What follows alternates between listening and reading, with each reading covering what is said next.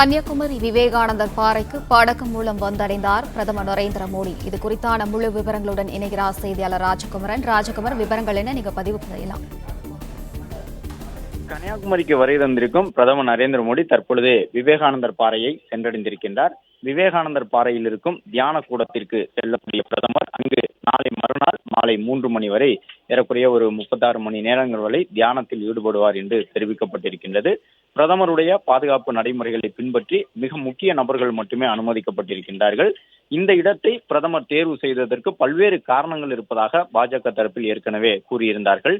விவேகானந்தர் பாறை என்பது இந்தியாவினுடைய அடையாளமாக, இந்து மதத்தினுடைய ஒரு அங்கமாக பார்க்கப்படக்கூடிய விவேகானந்தரால் அமெரிக்காவில் மிக முக்கியமான சொற்பொழிவு நிகழ்த்தப்பட்டதன் அடையாளமாக இந்த விவேகானந்தர் பாறை பார்க்கப்படுகின்றது. இங்கிருந்து, அதாவது தமிழ்நாட்டு வழியாகத்தான் விவேகானந்தர் அவர்கள் அமெரிக்காவிற்கு புறப்பட்டு சென்றிருப்பார்.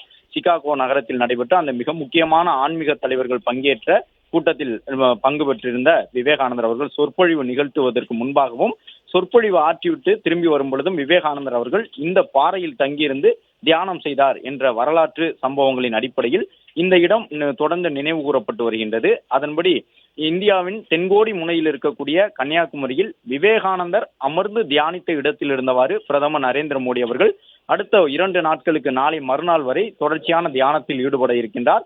அதில் பங்கேற்பதற்காக பிரதமர் அவர்கள் சற்று முன்பாக விவேகானந்தர் பாறையை வந்தடைந்திருக்கின்றார். அந்த காட்சிகளை பார்க்கின்றோம். இதற்கு ஓரிரு நிமிடங்கள் முன்பாக அருகில் இருக்கக்கூடிய பகவதி அம்மன் கோயிலுக்கு சென்று பிரதமர் வழிபாடு நடத்தியிருந்தார்.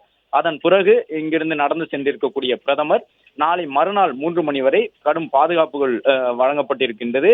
தியானத்தில் முழுமையாக ஈடுபடுகின்றார் பிரதமரை சந்திப்பதற்கு மிக முக்கிய அலுவல்கள் தவிர வேறு எந்த காரணங்களுக்காகவும் பிரதமரை சந்திக்க முடியாது. அரசு சார்ந்த நிகழ்வுகளை தவிர்த்து மிக முக்கியமான அந்த நிகழ்வுகளுக்கு தவிர வேற எந்த சந்திப்புகளும் இருக்காது என்று தெரிவிக்கப்பட்டிருக்கின்றது. சில முக்கியமான பூஜைகளையும் பிரதமர் அவர்கள் அங்கிருந்தவாறு மேற்கொள்வார் என்று கூறப்பட்டிருக்கின்றது. இந்தியாவினுடைய தென்கோடி முனையான கன்னியாகுமரியிலிருந்து காஷ்மீர் வரை இருக்கக்கூடிய பாரதத்தின் அனைத்து நிலமும் இந்தியாவினுடைய ஒருங்கிணைந்த பகுதி என்பதை பாஜக தொடர்ந்து வலியுறுத்தி வருவதன் அடிப்படையிலும் இந்த தேர்தல் காலகட்டத்தில் மிக முக்கியமாக இந்த பயணம் திட்டமிடப்பட்டிருப்பதாகவும் பாஜக தரப்பில் கூறியிருந்தார்கள். என்றாலும் தேர்தல் அரசியல் பரப்புரை என்பதற்கெல்லாம் அப்பாற்பட்டு பிரதமருடைய இந்த பயணம் என்பது முழுவதுமாக ஆன்மீக பயணம் என்ற கருத்தை தமிழக பாஜகவினுடைய முக்கிய தலைவர்களாக இருக்கும் மத்திய இணையமைச்சர் எல் முருகன் உள்ளிட்டவர்களும் செய்தியாளர் சந்திப்பின் மூலமாக இன்று பிற்பகல் கூறியிருந்தார்கள்.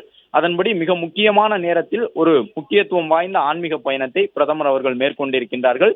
கடந்த சில மாதங்களாக தொடர்ச்சியான தேர்தல் பரப்புரை, அரசியல் பணிகள், அரசு பணிகள் என்று பிரதமர் நரேந்திர மோடி அவர்கள் தொடர்ந்து தன்னுடைய பயணங்களை தொடர்ச்சியாக மேற்கொண்டிருந்த நிலையில்தான் தற்போது ஒரு 2 நாள் ஓய்வு எடுக்கக்கூடிய வகையில் இந்த 3 நாள் பயண திட்டம் வடிவமைக்கப்பட்டு இன்று மாலை பிரதமர் அவர்கள் கன்னியாகுமரி வந்தடைந்திருக்கின்றார்.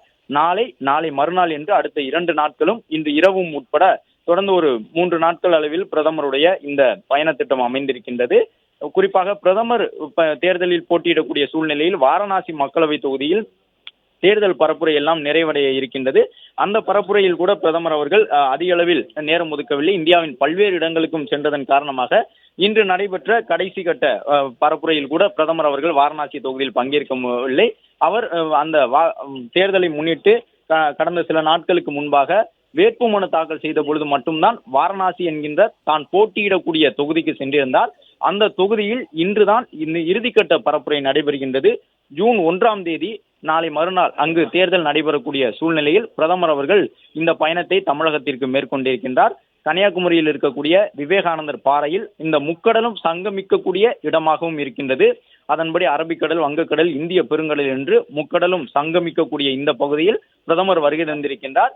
பிரதமருடைய வருகையை முன்னிட்டு பாதுகாப்பு ஏற்பாடுகள் பலப்படுத்தப்பட்டிருக்கின்றன. வழக்கமாக பிரதமர் வரக்கூடிய நடைமுறைகளை பின்பற்றி உளவுத்துறை, காவல்துறையினர் உள்ளிட்ட பிரிவுகளுடைய அந்த எச்சரிக்கை அறிவுறுத்தல்கள் எல்லாம் பின்பற்றப்பட்டு பிரதமருக்கான பாதுகாப்பு பலப்படுத்தப்பட்டிருக்கின்றது. முழுவதும் ஒரு அமைதியான சூழலில் பிரதமர் இருக்கக்கூடிய வகையில் இந்த பயண திட்டம் அமைந்திருக்கின்றது. அதன்படி அலை ஓசைகளை தவிர வேறு எந்த ஓசைகளும் எழாத அளவிற்கு இந்த பகுதி முழுவதுமாக காவல்துறையினரின் கட்டுப்பாட்டில் கொண்டு வரப்பட்டிருக்கின்றது. பிரதமரை அழைத்து செல்வதற்கான அந்த சிறப்பு படகுகள் எல்லாம் ஏற்பாடு செய்யப்பட்டிருந்தன. பிரதமருடைய உடல் எடைக்கு ஏற்றவாறு 2 முறை ஏற்கனவே நேற்றைய தினமும் அதற்கு முன்பாகவும் பிரதமர் பயணம் செய்யக்கூடிய அந்த படகு பாதுகாப்பு அம்சங்கள் எல்லாம் முறையாக இருக்கின்றதா என்பதையெல்லாம் பிரதமருக்கான அந்த எஸ்பிஜி சிறப்பு பாதுகாப்பு படைக்குழுவினர் நேற்று முன்தினமும் பாதுகாப்பு ஒத்திகை நடைபெற்றிருந்தது. அதே போன்று விமானம் மூலமாக, ஹெலிகாப்டர் மூலமாக பிரதமர் வரக்கூடிய அந்த பாதுகாப்பு ஒத்திகையும் நடைபெற்றிருந்தது. தற்போது பிரதமர் நரேந்திர மோடி அவர்கள் கன்னியாகுமரி கடலில் இருக்கக்கூடிய விவேகானந்தர் பாறையை சென்றடைந்திருக்கின்றார்.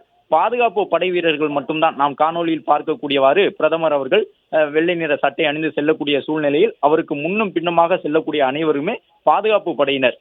முக்கிய அரசியல் கட்சியினுடைய தலைவர்கள், பாஜகவினுடைய மூத்த தலைவர்கள், மாநில நிர்வாகிகள் என்று யாருமே இனிமேல் பிரதமரை நாளை மறுநாள் வரை சந்திப்பதற்கு அனுமதி வழங்கவில்லை. ஏற்கனவே பாஜக தரப்பிலும் கூறியிருந்தார்கள், பிரதமருடைய இந்த பயண திட்டத்தின் பொழுது திருவனந்தபுரத்திலிருந்து வந்து இறங்கக்கூடிய பிரதமரை வரவேற்பதற்கும் மீண்டும் திருவனந்தபுரத்திற்கு பிரதமரை வழி அனுப்புவதற்கும் மட்டுமே அனுமதி வழங்கப்பட்டிருக்கின்றது. மற்ற நடைமுறைகளின்படி பிரதமர் அவர்கள் நாளை மறுநாள் என்று முழுவதுமாக தியானத்திலேயே இருப்பார் என்று கூறியிருக்கின்றார்கள். முக்கியமான சிறப்பு பூஜைகளிலும் பிரதமர் அவர்கள் ஈடுபடுவார் என்று சொல்லியிருக்கின்றார்கள். பிரதமருக்கு ஆன்மீக ரீதியிலான பயணமாகவும் ஓய்வு தரக்கூடிய வகையிலும், அதாவது ஒரு 2 நாட்கள் பிரதமர் ஓய்வு எடுத்துக் கொள்ளக்கூடிய வகையிலும் கடுமையான தேர்தல் பரப்புரைகள், அரசியல் பணிகளுக்கு இடையில் இந்த பயண திட்டம் அமைந்திருக்கின்றது. பிரதமர் அவர்கள் தற்பொழுது கன்னியாகுமரியினுடைய அடையாளமாக இருக்கும் விவேகானந்தர் பாறையை வந்தடைந்திருக்கின்றார்.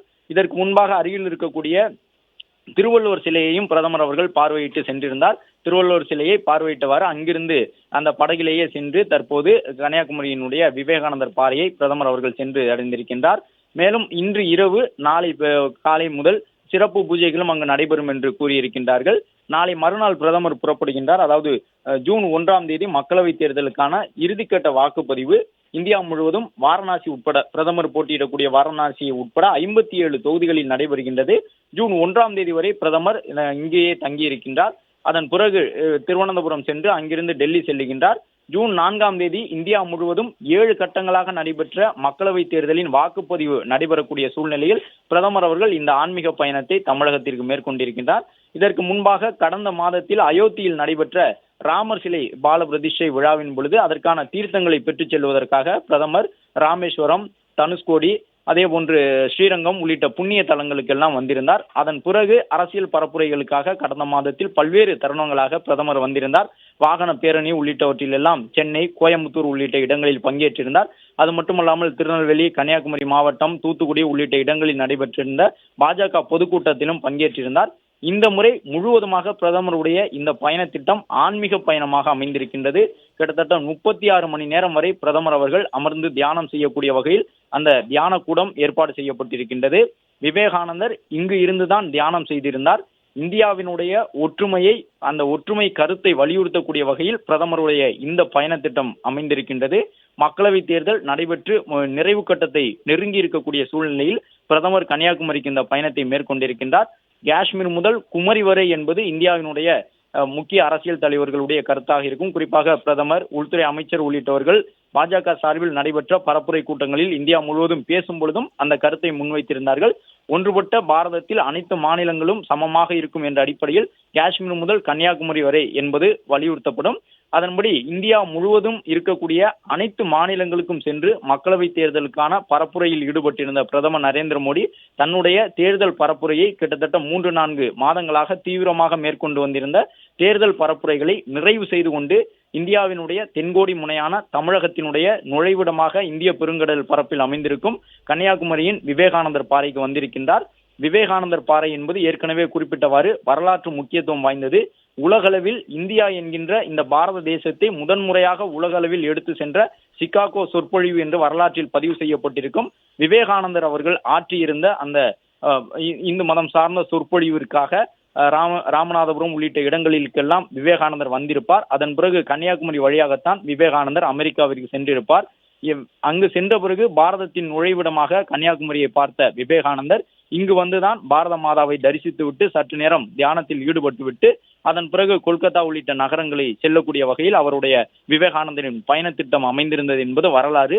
அதன்படி விவேகானந்தர் அமர்ந்து தியானம் செய்திருந்த அதே பாறையில் அமர்ந்து பிரதமர் அவர்கள் தியானம் செய்ய இருக்கின்றார். பிரதமருடைய தியானத்தின் பொழுது அவரை சென்று சந்திப்பதற்கான அனுமதி யாருக்கும் வழங்கப்படவில்லை. முழுவதுமாக ஒரு அமைதியான சூழலில் கடல் அலைகளின் ஓசையை தவிர வேறு எந்த ஓசையும் எழாத அளவிற்கு பிரதமருக்கான பாதுகாப்பு வழங்கப்பட்டிருக்கின்றது. இந்த பாறை பகுதி, நாம் பார்க்கக்கூடிய இந்த விவேகானந்தர் பாறை பகுதி முழுவதுமாக எஸ்பிஜி குழுவினரின் பாதுகாப்பில் கொண்டு வரப்பட்டிருக்கின்றது. பிரதமருடைய அந்த தியான கூடம், அதன் வெளிப்புற பகுதி, கடற்பரப்பு பகுதி முழுவதுமாக எஸ்பிஜி என்று சொல்லப்படக்கூடிய சிறப்பு பாதுகாப்பு படைப்பிரிவினரின் பாதுகாப்பில் இருக்கின்றது. அதன் வெளிப்புறத்தில் இருக்கக்கூடிய பகுதிகள் முழுவதுமாக தமிழ்நாடு காவல் படைப்பிரிவினர் தெற்கு மண்டல ஐஜி தலைமையிலாக இந்த பாதுகாப்பை வழங்கி இருக்கின்றார்கள். கிட்டத்தட்ட 2000 காவலர்கள் வரை பிரதமருடைய இந்த 3 நாள் பயணத்தின் பொழுது தமிழ்நாட்டில் காவல் பணியில் ஈடுபடுகின்றார்கள். நாளை மறுநாள் ஹெலிகாப்டர் மூலமாக பிரதமர் அவர்கள் திருவனந்தபுரம் சென்று திருவனந்தபுரத்தில் இருந்து டெல்லி செல்ல இருக்கின்றார். ஏற்கனவே குறிப்பிட்டவாறு பல்வேறு கட்டங்களாக தமிழகம் உட்பட இந்தியாவின் அனைத்து மாநிலங்களுக்கும் சென்று தேர்தல் பரப்புரையில் ஈடுபட்டிருந்த பிரதமர் நரேந்திர மோடி அவர்கள் இடைப்பட்ட நாட்களில் அயோத்தி ராமர் கோயில் திறப்பு விழா போன்றவற்றின் பொழுது முழுவதுமாக ஒரு வாரம் வரை அவர் விரதத்தில் இருந்தார். அந்த காலகட்டங்களில் பிரதமர் திரவ உணவை மட்டுமே எடுத்துக் கொண்டிருந்தார். பால பிரதிஷ்டை விழா அயோத்தியில் நடைபெற்ற பொழுது கன்னியாகுமரி, இந்த ராமேஸ்வரம், தனுஷ்கோடி, ஸ்ரீரங்கம் உள்ளிட்ட இடங்களுக்கெல்லாம் பிரதமர் பயணம் செய்த பொழுது திரவ உணவை மட்டுமே எடுத்துக் கொண்டிருந்தார். முழுவதுமாக விரதத்தில் இருந்தார். அதுபோன்று ஆன்மீக ரீதியாக பல்வேறு விரதங்களை, தவத்தை மேற்கொண்டு வந்திருந்த பிரதமர் அவர்கள் இந்த 3 நாட்களும் இன்று மாலை தொடங்கி நாளை மறுநாள் மாலை வரை முழுவதும் தியானத்தில் இருப்பார் என்று சொல்லப்பட்டிருக்கின்றது. இதற்கு முன்பாக பகவதி அம்மன் கோவிலில் பிரதமர் அவர்கள் சிறப்பு தரிசனம் மேற்கொண்டிருந்தார். கன்னியாகுமரி நகருக்குள் இருக்கக்கூடிய பகவதி அம்மன் கோயிலில் பிரதமருக்கான சிறப்பு தரிசனம் மேற்கொள்ளப்பட்டிருந்தது. பிரதமருடைய வருகையை முன்னிட்டு கன்னியாகுமரியில் பாதுகாப்பு பலப்படுத்தப்பட்டிருக்கின்றது. பகவதி அம்மன் கோவிலில் தரிசனம் செய்திருந்த பிரதமருக்கு அந்த ஆலயத்தினுடைய அர்ச்சகர்கள் சிறப்பு நினைவு பரிசை வழங்கியிருந்தார்கள். பகவதி அம்மனின் திருவுருவம் படம் பொறித்த அந்த உருவப்படம் வழங்கப்பட்டிருந்தது. அது மட்டுமல்லாமல் பிரதமருக்கு அந்த சிறப்பு பூஜையில் ஈடுபட்ட பிறகு அர்ச்சகர்கள் வழங்கியிருந்த பூஜை பொருட்களை பிரதமர் அவர்கள் தலைதாழ்த்தி பெற்றுக் கொண்டிருந்தார். அதன் பிறகு ஆலயத்தினுடைய நிர்வாகம் சார்பில் பிரதமருக்கான வரவேற்பு வழங்கப்பட்டு அவருக்கு அந்த துண்டும் அணிவிக்கப்பட்டிருந்தது. அதன் தொடர்ச்சியாக அங்கிருந்து ஓரிரு கிலோமீட்டர் தொலைவில் இருக்கக்கூடிய விவேகானந்தர் பாறையை தற்போது பிரதமர் சென்று சேர்ந்திருக்கின்றார். கன்னியாகுமரியின் அடையாளமாக இருப்பது விவேகானந்தர் பாறை. திருவள்ளுவர் சிலைக்கு அருகில் இருக்கக்கூடிய இந்த விவேகானந்தர் பாறையில் பிரதமர் நாளை மறுநாள் வரை தியானத்தில் ஈடுபட உள்ள நிலையில் காவல்துறை பாதுகாப்பில் அந்த பகுதி கொண்டு வரப்பட்டுள்ளது.